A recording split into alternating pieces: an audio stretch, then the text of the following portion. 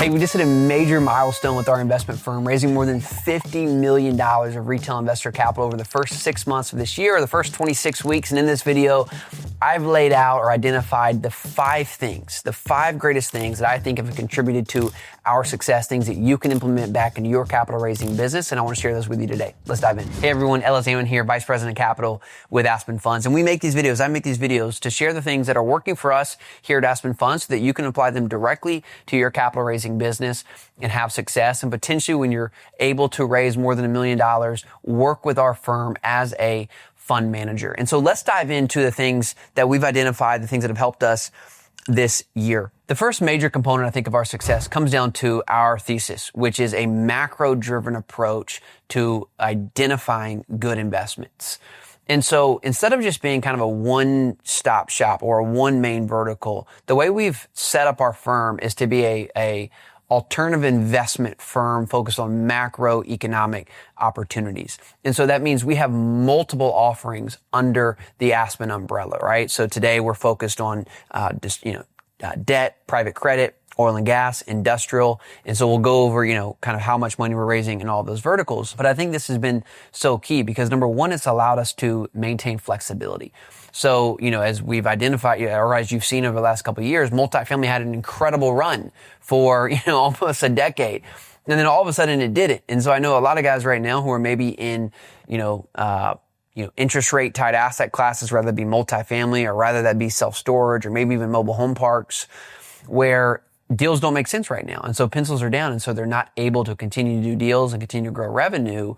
What's different about Aspen is that we maintain kind of this flexibility as a firm. And so it allows us to identify, trending opportunities that have a long tail, right? So I think of things like oil and gas that we believe is going to be around, and in demand for the next 20 years. And it allows us to pivot into opportunities like that. And so we always have the ability to raise capital and do deals. Having multiple types of deals is not just a good defensive strategy. It is also an incredible sales strategy. And so the reason this has been so significant for our growth, and I think can apply to you in your business, is we started raising significantly more money, or we raise significantly more money when we have multiple offerings at the same time. And this is pretty self-explanatory why this is so powerful.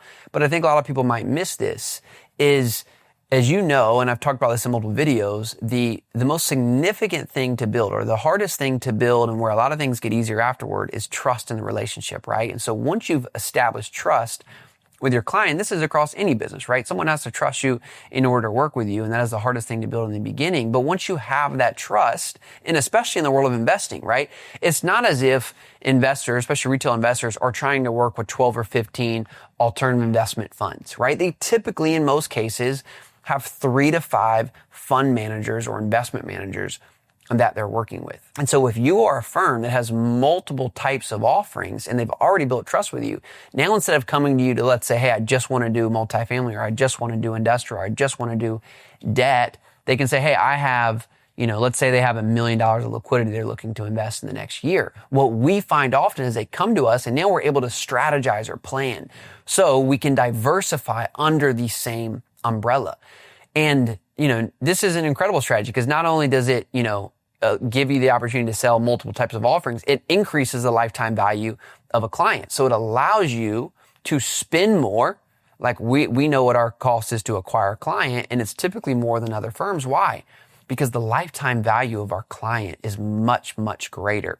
And instead of getting one investment per year, on average, we get about 2 to 2.5 investments per year from the same investor. Why? Because we have multiple types of offerings, and it allows us to get a greater portion of their net worth or their invested capital. So, breaking down this over the last 2 quarters, just so you have an idea, again, we raised $50 million. So I just wanted to share the breakdown of what we've done. So $29 million was in oil and gas, $14 million was in debt and private credit investments, and $6 million was in industrial developments. And so you can see if we just had one, like for example, take industrial, and all we were doing was industrial, we'd say, man, we kind of had you might say it's so hard to raise money right now.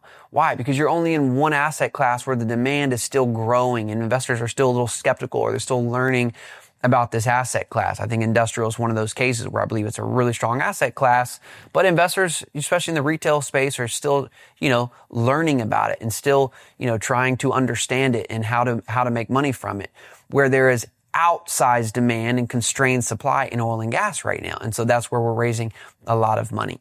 And so I hope that breakdown gives you a little bit of idea on the power of having multiple investments. Okay, here's the second thing. We've avoided bad deals. Now you say, hey, how the heck, Ellis, is this a strategy that I can implement? But I think it's so powerful, especially as you grow your firm, because opportunity costs are so important. And this is something that I've realized and we've realized at the firm is sometimes avoiding the bad deals is just as important as doing the good deals.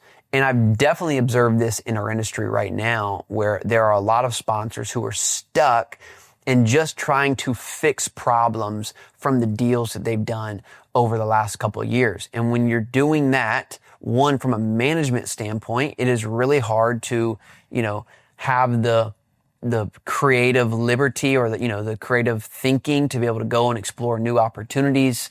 If you're stressed or worried about, trying to fix things over here, the complaints, et cetera, it's really hard to go do new deals, right? Because you only have so much time.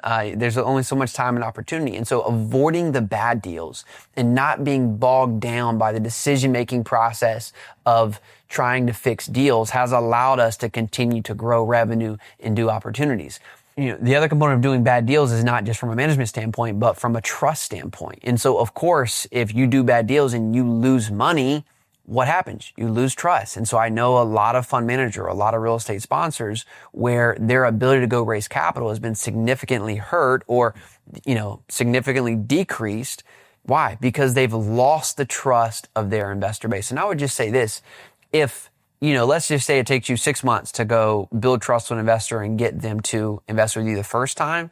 I am not of the camp where, I hear a lot of guys say online, well, if you lose money, you'll never be in this business again. I just don't think that's true, because there's so many case studies of people losing money in the past, and they are still in business today. And so if you have had setbacks, I don't by any means think that you're done for. I think that's a ridiculous statement. But I do think that it will take you 3 to 5 times longer. It will be 3 to 5 times harder to regain the trust of that same investor. And so if you're thinking, man, I can just go do deals at the same clip, it's not going to be the case. And it is going to take you a lot longer to re-earn the trust of those investors. And so avoiding bad deals, especially early in your investment career, especially early in your capital raising business, is so significant. It's why I've talked in other videos where I think as you build and grow a foundation of your capital raising business, focus on cash flowing assets.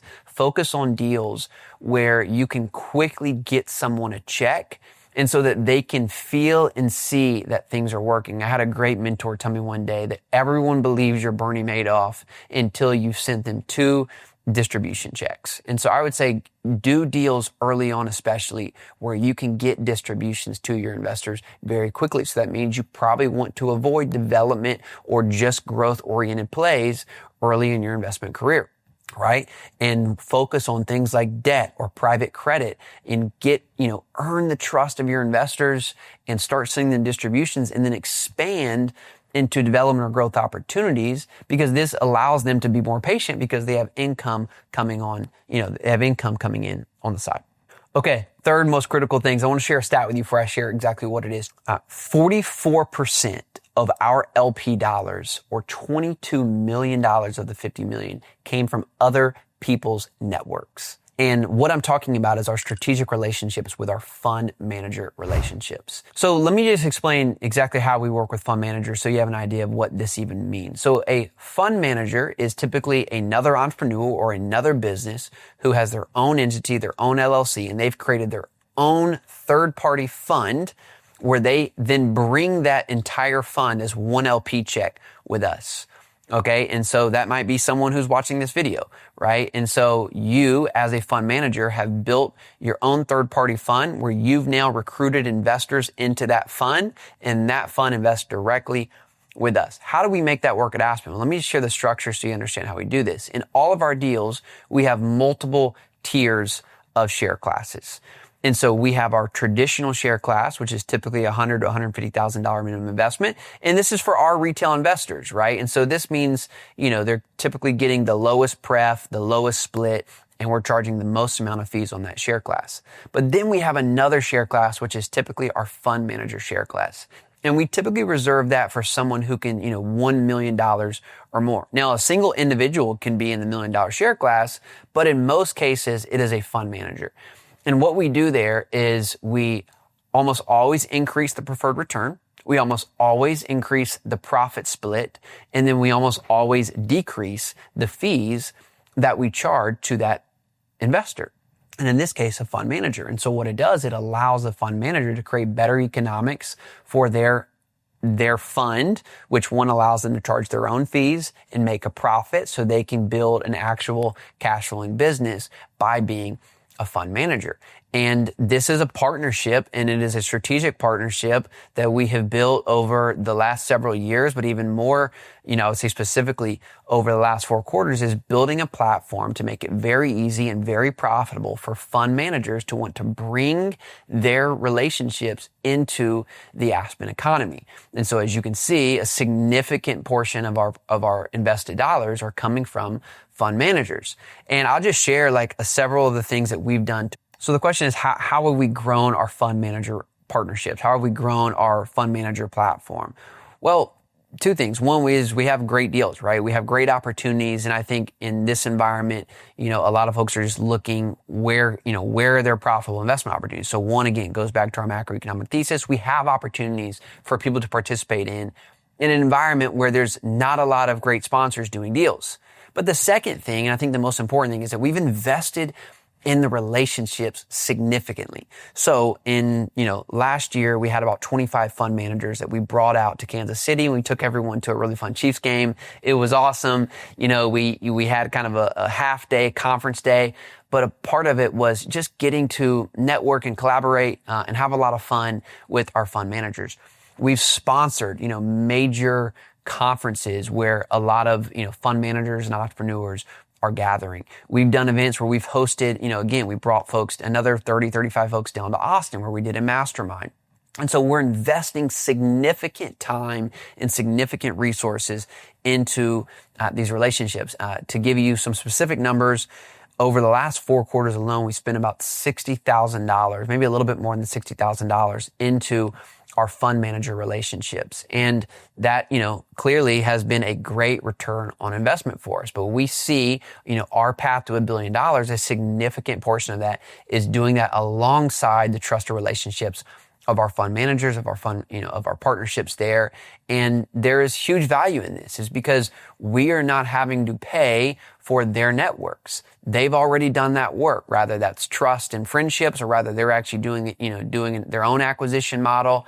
It is a massive way to grow and scale without having to go acquire all the relationships that fund manager represents. What we're doing is we're acquiring or building a relationship with one fund manager who has another pool. I mean, this isn't any business. If you can learn how to leverage other people's audiences, which is in sort what we're doing, this is a great way to grow and scale your business, regardless of what it is, but especially in the world of capital raising, is finding other people to partner with and making it economically profitable and, an outsized return for them to come and do that. Okay. The fourth thing, and this is definitely something strategic on the sales side of the business, is that our investor relations team, our IR team, has clear and specific roles. And so what I want to do is kind of go over each position in our investor relations team and share with you what their KPIs or key performance indicators are that we're tracking and measuring. These are the main levers that drives results in our business. And so we have an investor relations associate. That person is focused on 2 things: cold calls and meeting scheduled, right? So every day they have a cold call number. They got to hit a certain number of dials, and they're trying to book a certain number of meetings every single day. Why is that important? Is because it really is just I think of it as continuing to stir the pot of our list, right? And so they're continuing to generate new meetings, new opportunities for our sales team. We have a junior investor relations role, and his KPI is number of meetings held each week. Why, right? Because we have all these new leads coming in every single day, every single week. The associate is kind of stirring the pot, keeping things, moving down the funnel, getting meetings scheduled. And so his role is just meetings held. That's what he's focused on every single day, every single week, is making sure he hits his benchmark number of 20 meetings held every single week. We have a senior investor relationships manager. They're also focused on new meetings, but typically not with new leads. This person is focused on, typically our existing clients, some of our best clients, maybe even many of our fund manager relationships. And it's because these meetings, one, we're continuing to invest in the relationship. And as we do that, that often produces more new investments from that same investor, but it also can and most often produces, referrals. So new investors coming in from that same person. And this is a key thing that I learned early on. I think, especially early in my, building this business or, being on my own, it was always about new and trying to, expand the boundaries and find new leads, and not realizing the power of just investing in your current relationships. And I think people underestimate that. Like if you already have 50 clients, I think that's the initial threshold, get to 50.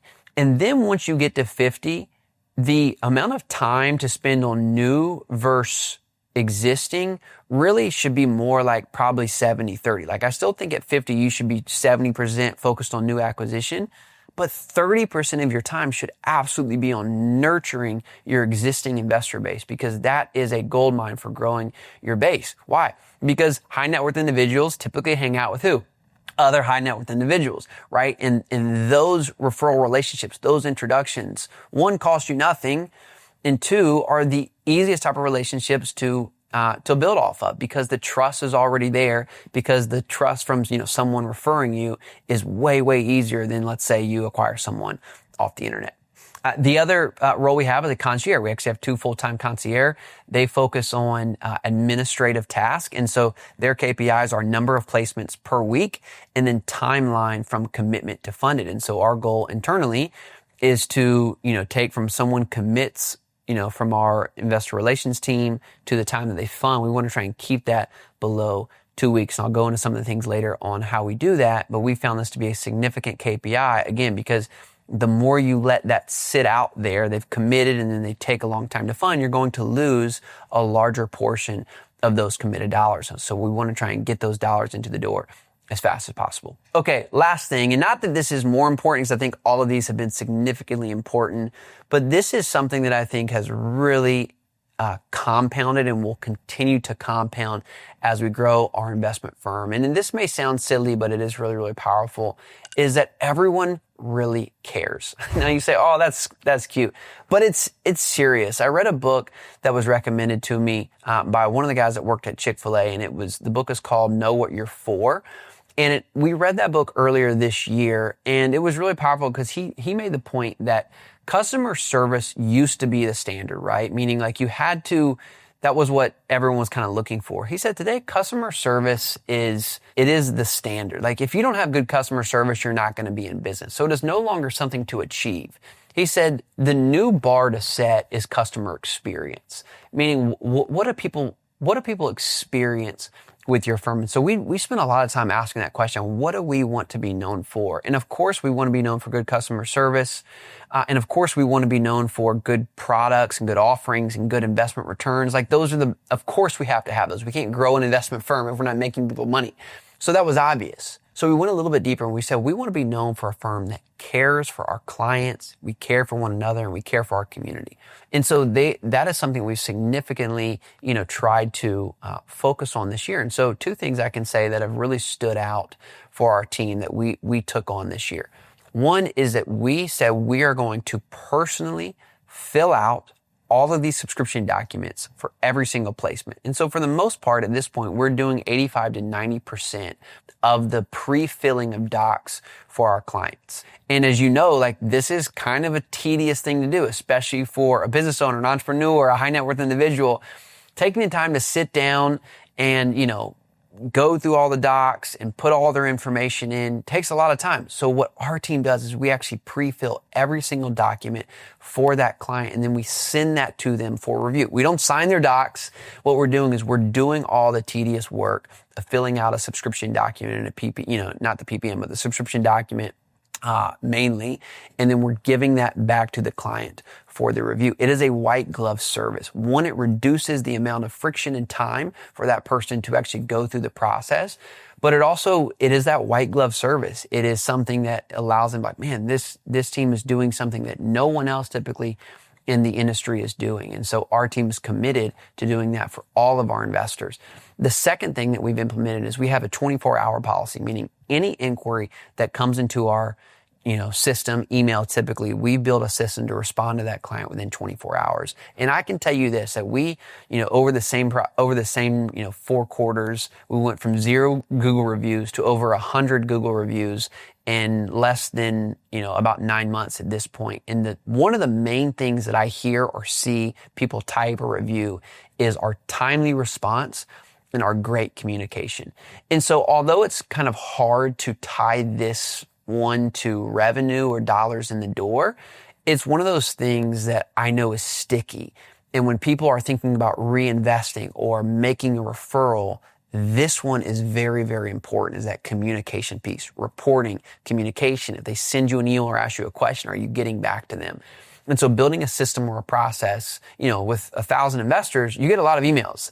So, when you're small, that is an advantage you have. Like if you're a smaller firm, your communication, your reporting should be better than anyone's, because it can be. And as you get bigger, and you have over 1,000 clients, then you have to have systems and processes in order to do that. But I can tell you, it still matters. To drive this point home, let me just share one last story before we wrap up here. And I read the book I was telling you about, Know What You're For. He had a quote in there. He said, "Do for one what you wish you could do for everyone." And that quote really stuck with me. And I'll tell you a cool story of how this came together for us just this last quarter. So one of the people on our team, we had a client coming into town and bringing his family, had 2 small kids. His son was really into baseball. We are Royals fans, but the Dodgers were coming into play and he was a big Ohtani fan. And so one of our team members had the idea of, hey, I really want to treat them to something really special. I want to give them some really great tickets. I want to buy jerseys and shirts, and really make their experience really special. And this was a pretty big investment to go do this for one investor. Now, this wasn't a small investor. He and his wife have multiple deals with us, but this was, not something you could do for everyone from a cost standpoint, because getting tickets and jerseys and all of those things was a lot of money. But again, we've created this value in our firm of doing for one what you could do for others, and trusting that as we continue to invest in the relationships of people and do things like this, that is going to have compounding effects. And the reason I know this is such a powerful concept, and I often call this the Taylor effect, is because if you think of Taylor Swift, and this is the best example I can give of why I believe this will work, even though I don't necessarily have the results to prove it yet. I look at the career of Taylor Swift. Have you ever seen a video of Taylor Swift going to someone's wedding? Like, you ever seen those videos of Taylor Swift? She just kind of surprisingly shows up at someone's wedding and she's performing at like this 80-person wedding. And you ask yourself the question, how much is Taylor Swift's time worth? It is worth millions of dollars, right, to have her come and do this. But yet she doesn't, and she's done it. She's done things like this so many times where she'll just show up randomly to a small wedding. And you ask, like, what is the return for Taylor on this? And one, I believe this, that Taylor really just loves her fans, right? The same way we just love our investors and we want to do nice things for them. She loves her fans. But Taylor also gets this, is that when she does that, she creates massive loyalty with that fan. And loyalty is something that compounds. Why? Because now that fan is a super fan. And that fan is going to go do what? Create other fans. And those fans will create more fans. And so, it's this, this is the same case I've seen with Taylor, where those videos get millions and millions of views. And now she's not only built loyalty with that one, girl at her wedding, but she's built loyalty across thousands or hundreds of thousands or maybe even millions of young girls around the world, thinking that, man, Taylor would actually care enough to come to my wedding. And so enough about Taylor Swift, but this is true because I know that same investor, we've created loyalty with him and his wife and his family, and that is going to create, a super fan which will produce super fans. And if you're in this business long enough, that will create compounding effects. Hey guys, if you enjoyed this video and these 5 takeaways and you want to learn more, make sure you hit the subscribe button to follow other videos. And if you are a fund manager and you are looking to partner with a firm like us, you can raise more than $1 million. You're looking to expand your offerings. Go to aspenfunds.us/fund manager and you can apply to partner with us. And we'd love to chat with you. Chat soon. Cheers.